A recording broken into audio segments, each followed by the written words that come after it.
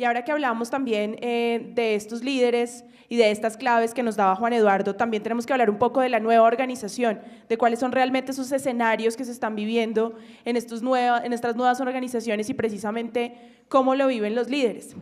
Y para eso hemos invitado a Diego Parra, consultor en gobierno corporativo y planeación estratégica, para que nos hable precisamente de los nuevos escenarios de la nueva organización. Diego Parra se ha desempeñado por más de 13 años como asesor de grupos empresariales en Estados Unidos, Centro y Suramérica, formalizando estructuras de gobierno corporativo y plan de sucesión. Realizó sus estudios de maestría en prestigiosas escuelas de negocios de Madrid y Barcelona. Ha sido cofundador de varias empresas del sector de alimentos y nutrición deportiva. Coautor de la Guía Colombiana y la Guía Brasilera del Gobierno Corporativo para Sociedades Cerradas. Bienvenido.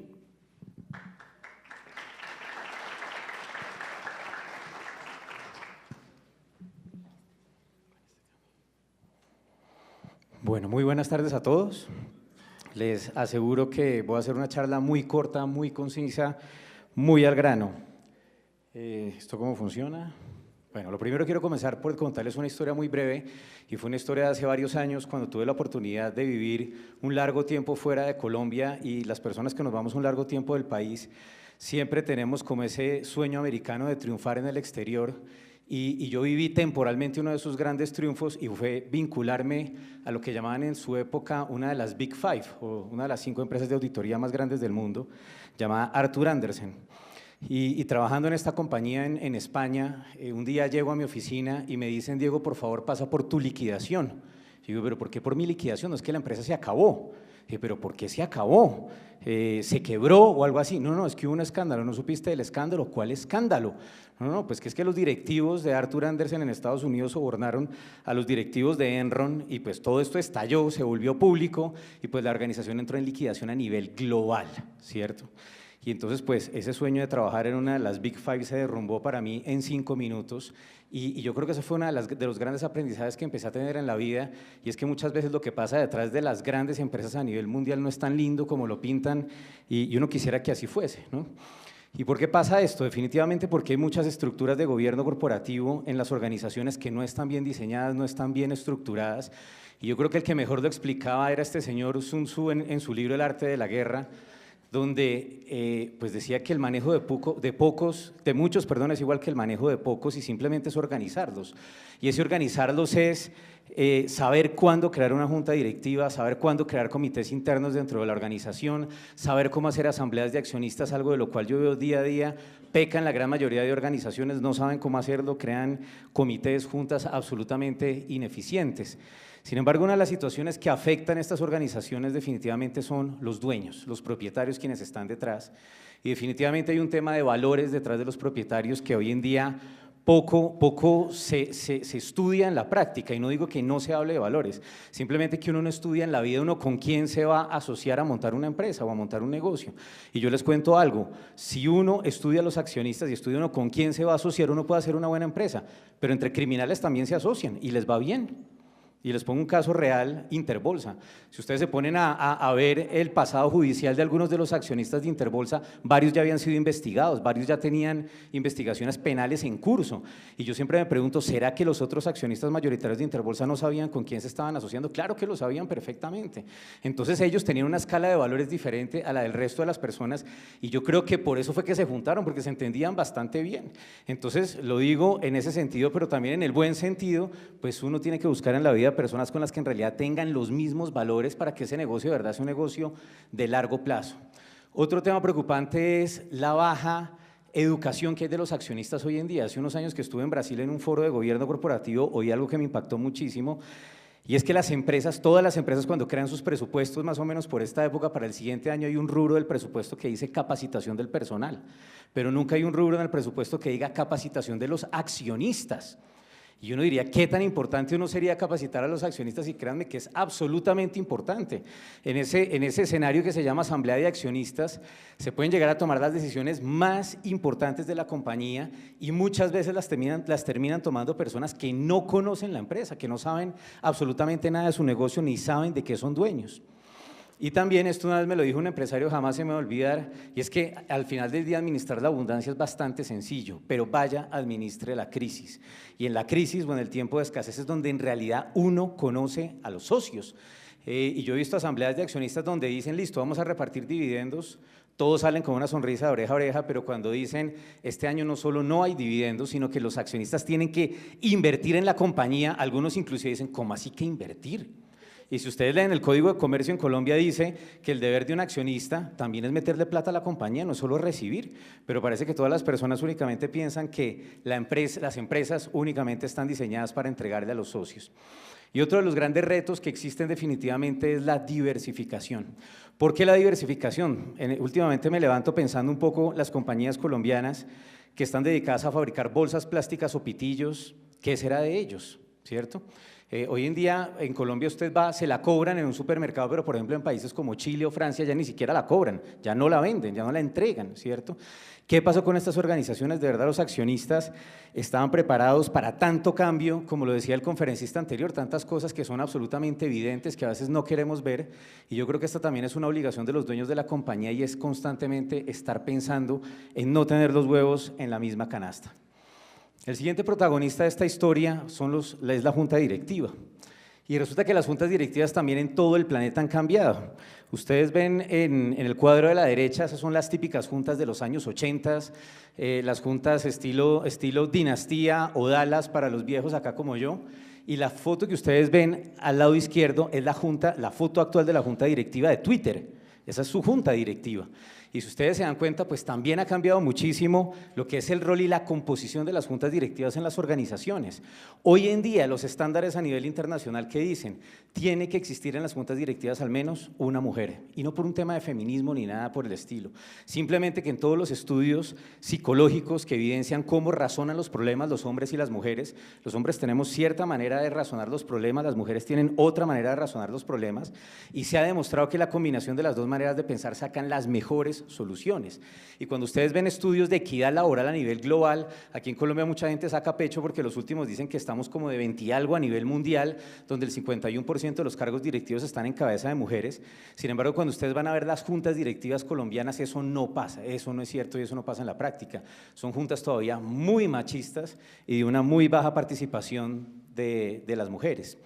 También hoy en día las mejores juntas directivas no se dedican a auditar como lo hacían antiguamente. Es más, yo conozco muchos gerentes que me dicen, no quiero ir a la junta, no me interesa, de verdad es un escenario, es una pérdida de tiempo. Y yo les pregunto, ¿por qué? Y me dicen, porque mi junta directiva no hace más sino darme palo, pero mi junta directiva no aporta, mi junta directiva no genera ideas, mi junta directiva no me trae soluciones. Y créanme que esto también es uno de esos grandes cambios que están pasando en las juntas directivas hoy en día. No se espera tener juntas que auditen, sino juntas que sirvan de apoyo para el gerente.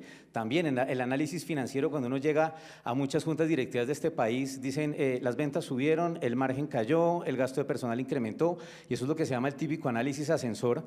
Inclusive las mejores juntas directivas en Colombia hoy en día ni siquiera presentan los estados financieros, ni siquiera. Dan por hecho que todos los miembros de la junta ya se los estudiaron, los leyeron y simplemente vamos a hacer un debate muy corto, muy conciso, muy realista sobre las cifras y cómo le vamos a generar valor a la organización. También otro de los grandes pecados que hay en las juntas directivas colombianas es la carencia de miembros independientes, y cuando hablamos de miembros independientes, en realidad está esa pequeña línea delgada del verdadero factor de la independencia, donde uno pueda tener personas sentadas en sus juntas directivas que no tienen el corazón metido en la compañía, que no tienen intereses alrededor de la organización y que pueden decir las cosas con total imparcialidad, porque al final del día eso es lo que necesita oír la junta directiva, porque muchas juntas directivas cuando se rodean de los mismos accionistas o de personas conocidas, terminan siendo más en la práctica lo que yo llamo un comité de aplausos. Y también es muy típico que en las juntas, en las asambleas de accionistas, siendo que también es una de esas funciones que nombra el Código de Comercio, tienen que evaluarla a su junta directiva. Esto no pasa en la práctica.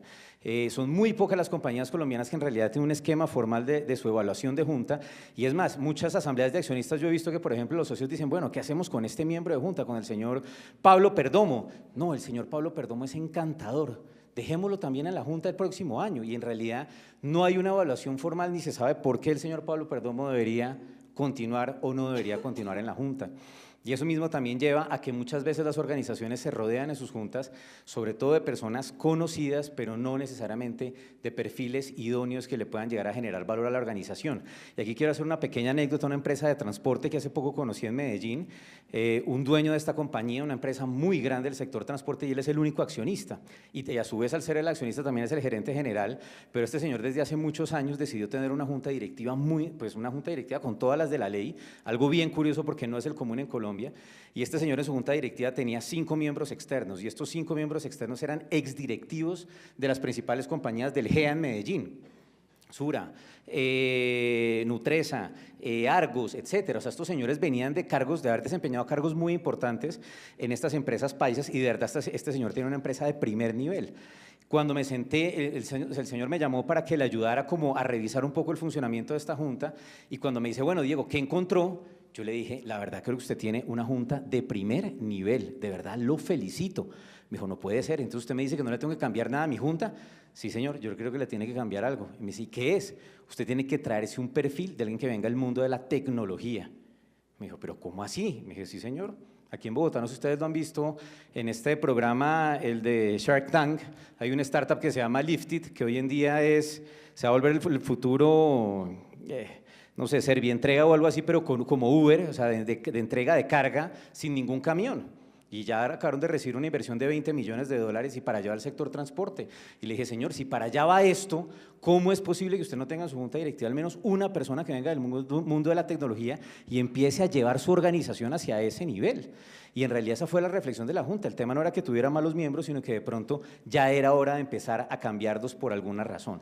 Y eso también sucede en estas compañías cuando ya hay miembros de junta que vienen de grandes compañías, excelentes hojas de vida, una tradición muy importante. Rotarlos se vuelve muy difícil. Es más, a veces se terminan volviendo inclusive vacas sagradas los miembros en las mismas juntas directivas, y en realidad en los mismos no se ponen los reglamentos de las juntas directivas o los códigos de buen gobierno de las compañías, y poco o nada se habla de la rotación. Y yo creo que la rotación es absolutamente importante porque todos los seres humanos tenemos un tiempo de aporte, y llega donde ese momento de aporte se empieza a estancar, empezamos a dejar de generar valor en la organización, y se vuelve vital hacer esa rotación. Yo en mi vida ya he renunciado a 2 juntas directivas, y en las 2 juntas directivas me han dicho, quédate. Yo dije, pero ¿para qué me voy a quedar si yo no aporto nada? O sea, yo ya aporté lo que tenía que aportar, y yo creo que es momento de traer otra persona con otro perfil diferente para que de verdad traiga nuevas ideas a esta organización. Y lo que uno ve en la gran mayoría de juntas directivas es que los miembros no renuncian, o sea, de verdad no tienen el valor de dar un paso al lado y decir, ya es momento de un cambio también en esta compañía. Otro de esos grandes temas que también han cambiado a nivel de las juntas es que el gerente ya no es el actor más importante de la junta directiva. También es algo que uno se suele encontrar donde en estas juntas los informes de los gerentes son eternos, duran 3-4 horas, y al final del día los miembros independientes pueden hacer 2 o 3 preguntas y hasta ahí llegó la junta, cuando en realidad si tenemos miembros independientes en una junta directiva, o sean o no independientes, al final del día los que son los protagonistas de la junta son los mismos miembros de junta y no el gerente. Otro de esos temas que poco se habla tiene que ver con la sucesión en las organizaciones, y cuando hablo de la sucesión no solo me refiero al gerente general, sino también me refiero a otros cargos clave dentro de la compañía. ¿Por qué es importante la sucesión? Porque si no empieza a generarse en las compañías lo que se llama el síndrome del príncipe Carlos. Hace poco tomé esta foto de un evento de la familia real, y lo que más me causó curiosidad de ver al príncipe Carlos es que está peor que la mamá, ¿no? Parece el marido, ¿no? Y resulta que el día que esta señora falte está la preocupación en el pueblo inglés, que ya en las encuestas dicen que lo mejor es que el príncipe tiene que abdicar para que pase la corona a su hijo William. Y esto también pasa en muchas compañías. Estos empleados yo los veo en muchas organizaciones, donde estuvieron al lado de los dueños durante décadas, pero fueron personas que al final estuvieron a la sombra, personas que nunca los capacitaron, los formaron, los entrenaron para el día de mañana poder llegar a suceder a los líderes dentro de la compañía. ¿Y por qué les digo esto? Porque estudios que también se han hecho a nivel global de cuando las sucesiones dentro de las organizaciones son más exitosas es cuando los sucesores vienen de adentro, no de afuera. Porque los de adentro ya conocen la cultura de la organización, los de adentro ya saben cómo se mueve internamente la compañía, y es mucho más fácil entrenarlos. Pero muy pocas organizaciones en realidad están planeando y pensando esos relevos. La sucesión no es simplemente pensar en que un día me voy de la compañía o un día alguien se va a tener que jubilar en la organización, sino esto es algo que toma muchísimo tiempo. Es más, en estos mismos estudios o estadísticas que les comento, también se ha evidenciado que cuando alguien tiene el firme propósito de entrenar un sucesor, es una labor que puede llegar a tardar entre 3 a 5 años, cuando lo quiero hacer con alguien de manera interna. Hay un caso que me impacta bastante porque hace unos días tuve la oportunidad de estar en una comida con unos directivos del Grupo Bancolombia y yo les preguntaba mucho sobre la sucesión que hubo recientemente de su gerente cuando salió Carlos Raúl Yepes, un tipo muy admirado en Colombia, un ejecutivo muy interesante. Creo que todos ustedes saben la historia de la carta de su hija que lo hizo renunciar.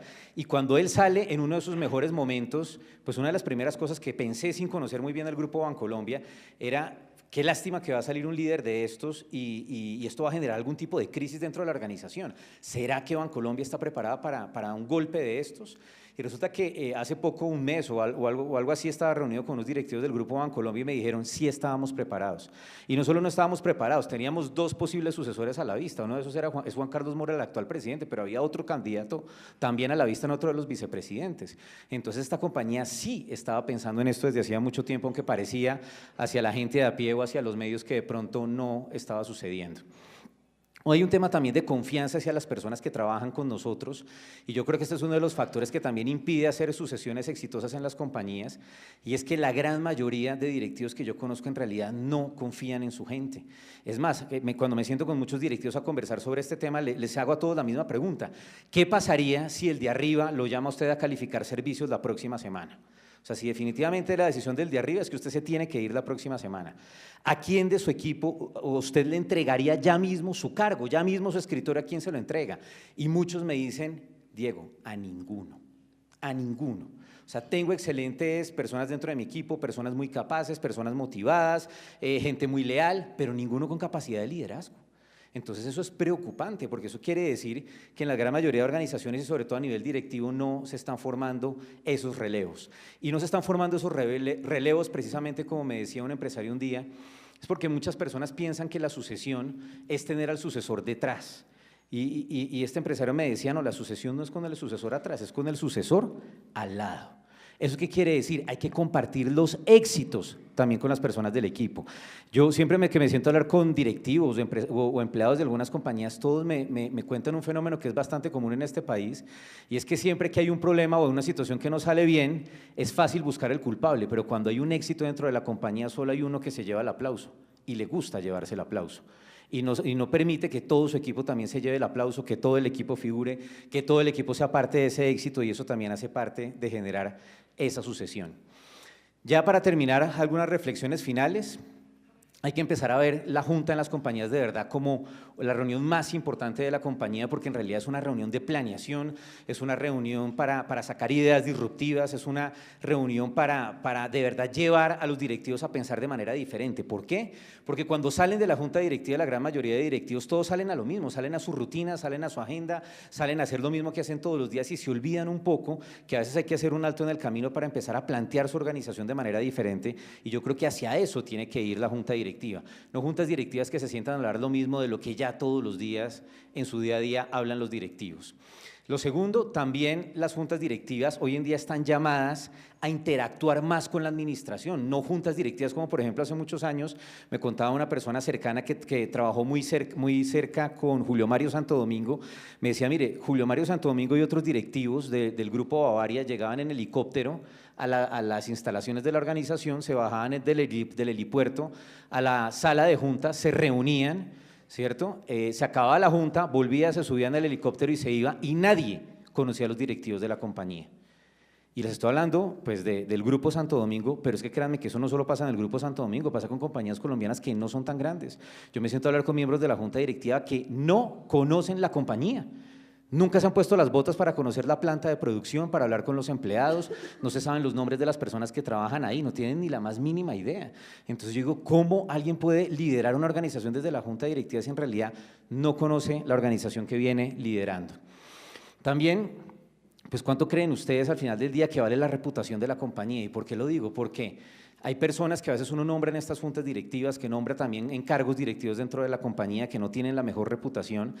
Sin embargo, pues hoy en día uno sigue, apenas lo que uno ve en noticias todos los días es que esto sigue dando vueltas y sigue dando vueltas, y a veces uno mismo ni siquiera se explica cómo personas que están siendo investigadas, han sido investigadas, tienen procesos legales pendientes con la justicia colombiana o inclusive por fuera de Colombia, y siguen siendo llamados a juntas directivas muy importantes en Colombia, cargos directivos muy importantes, cuando al final del día esas personas pueden poner en riesgo la reputación de la compañía. Y créanme que la reputación de la compañía, una vez se daña, después no hay dinero en el mundo que pueda comprarla de nuevo. Entonces también hay que tener muchísimo cuidado con el tipo de personas que uno pone en la junta directiva. Y finalmente, ya para acabar, simplemente dejarles este mensaje, que el gobierno corporativo, igual en todas las organizaciones, funciona absolutamente diferente.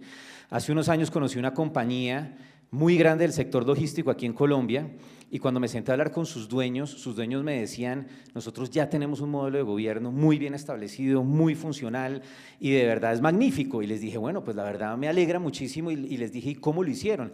Y me dijeron: no, copiamos el mismo modelo de gobierno del Grupo Carvajal. Y yo dije: ¿y por qué copiaron el modelo de gobierno del Grupo Carvajal? Además que si ustedes lo quieren investigar en internet, el modelo de gobierno del Grupo Carvajal es público, sale en un libro de la IFC del Banco Mundial, es un modelo de gobierno corporativo que se aplaude bastante porque ha funcionado bastante bien. Pero yo les dije: ¿pero qué tiene que ver el Grupo Carvajal con ustedes? Esta es una organización de 24.000 empleados, ustedes son una organización de 500 empleados. Esta es una organización que factura 2.5 billones de dólares al año, ustedes son una organización que factura más o menos 300.000 millones al año, o sea, de verdad son organizaciones muy diferentes.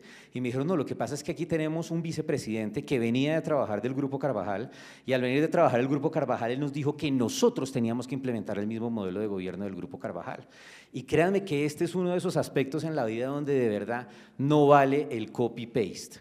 Eso quiere decir meterse a internet y coger y descargar los modelos de gobierno de otra compañía, por más de que esté en el mismo sector o sean competidores o hagan algo parecido, no va a funcionar en la práctica. ¿Y por qué no va a funcionar?